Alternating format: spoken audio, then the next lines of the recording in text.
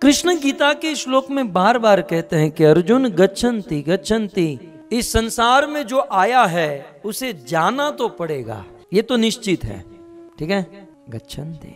और कहां जाना पड़ेगा यह भी कृष्ण ने कहा कि हे अर्जुन, यदि कोई सत्वस्थ, सत्व गुण में स्थित हो जाए, देखो स्वस्थ होना और सत्वस्थ होना ऐसे शब्द बोलने में बराबर है, लेकिन जमीन आसमान का अंतर है। स्वस्थ का अर्थ होता है कि भाई शरीर से कोई स्वस्थ हो, और सत्वस्थ माने कोई मन से स्वस्थ हो जाए, सत्वस्थ सत्व गुण में स्थित हो जाए।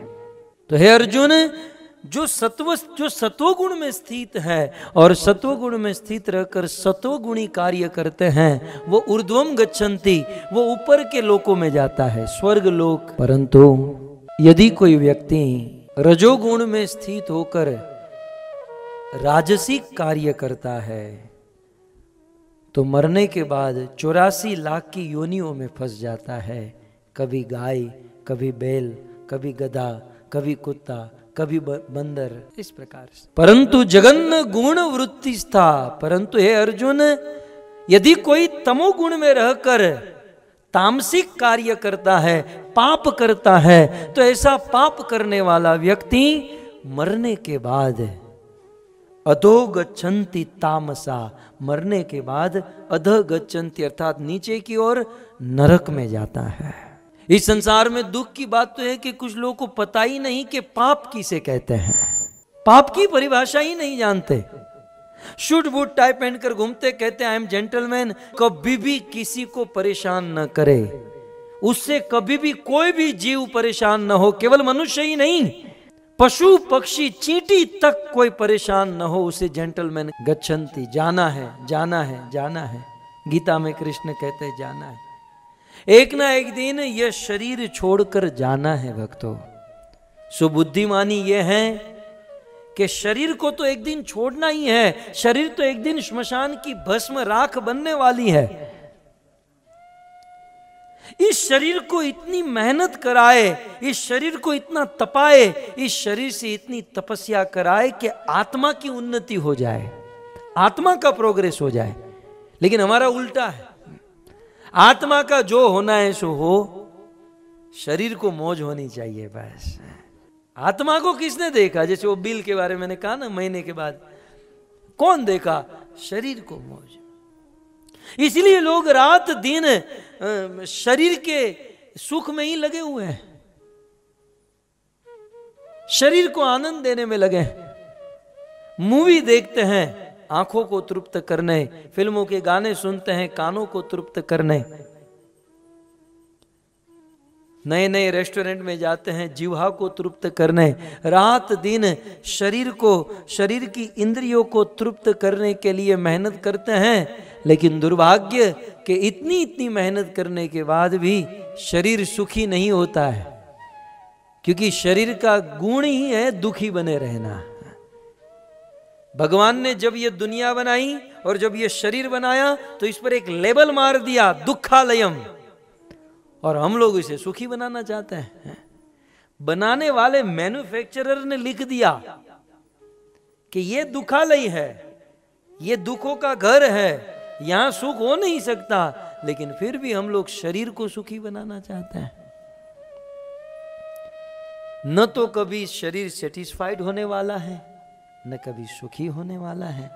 ऐसे शरीर को हम खिलाते पिलाते सजाते हैं, कितनी मेहनत करते हैं और आत्मा की दुर्गति कराते हैं। बुद्धिमान व्यक्ति वो है जो शरीर को तपाए, शरीर से मेहनत कराए और आत्मा की उन्नति करे, आत्मा को प्रोग्रेस कराए। मैं अक्सर कहता हूँ, आप तो सब पैसे वाले हो, अपने ही घर में रहते होंगे, कुछ लोग भाड़े के घर में रहते हैं। आपको शायद अनुभव होगा, हमारे भारत में जब भाड़े के मकान में रहना होता है तो एग्रीमेंट बनता है, जो रेंटल है और जो ओनर है उसके बीच में, और वो एग्रीमेंट 11 महीने का होता है। यदि ज़्यादा कर दिया तो भारत तो आप जानते हैं ना, वो अपना कर लेगा घर। सब भूमि गोपाल की। गोपाल मेरे पिताजी का नाम। अब बुद्धिमान आदमी कौन है कि ये 11 महीने का एग्रीमेंट समाप्त हो उसके पहले कोई नया घर खोज ले। ये बुद्धिमानी है ना। और मूर्खामी क्या है, 11 महीने का एग्रीमेंट खत्म हुआ, मकान का ओनर आया, हमारा सारा माल सामान रोड पर रखा और फिर वो ढूंढने जाता है कोई नया मकान ढूंढता हूं। ये तो मूर्खता हुई ना। बुद्धिमानी ये है कि ये भाड़े का मकान खाली करने से पहले कोई नया मकान हम खोज कर रखें। और उससे भी बड़ी बुद्धिमानी प्रभुपाद कहते हैं, महाबुद्धिमानी क्या है कि मकान तो खोजे, ये भाड़े का एग्रीमेंट समाप्त होने से पहले कोई मकान तो खोजे, लेकिन ऐसा मकान खोजे कि फिर कभी खाली न करना पड़े। ये क्या ना, हर 11 महीने पे ये रेंट खत्म करो, खाली करो, नया मकान शिफ्ट हो, ये करो, कितनी मगजमारी। उससे अच्छा है महाबुद्धिमान व्यक्ति वो है कि ऐसा मकान खोज कर रखे कि फिर वो कभी खाली न करना पड़े। और मकान और कुछ नहीं भक्तों, मकान हमारा ये शरीर है। ये शरीर भाड़े का मकान है, ये स्थायी नहीं है। ये कुछ समय के लिए रेंट पर हमको मिला है, भाड़े के लिए मिला है। बुद्धिमान मनुष्य वो है, गीता में कृष्ण कहते हैं ये भाड़े का मकान खाली करना होगा, और ये मकान खाली करने से पहले कोई नया मकान खोज कर रखे। और ऐसा मकान कि कभी खाली न करना पड़े। और वो मकान कौन सा है? वो है न तत् भासयते सूर्य न शशांक न पावक यद गत्वा न निवर्तन्ते तद धाम परमम मम। वो एक ही मकान है और वो है भगवान का धाम। भगवान का धाम, ये है बुद्धिमानी। बाकी मूर्खता तो ये है कि भाई खाओ पियो मौज करो, देखा जाएगा। क्या देखा जाएगा? नरक में देखा जाएगा। तू क्या देखेगा? यमराज तुझे देख लेगा।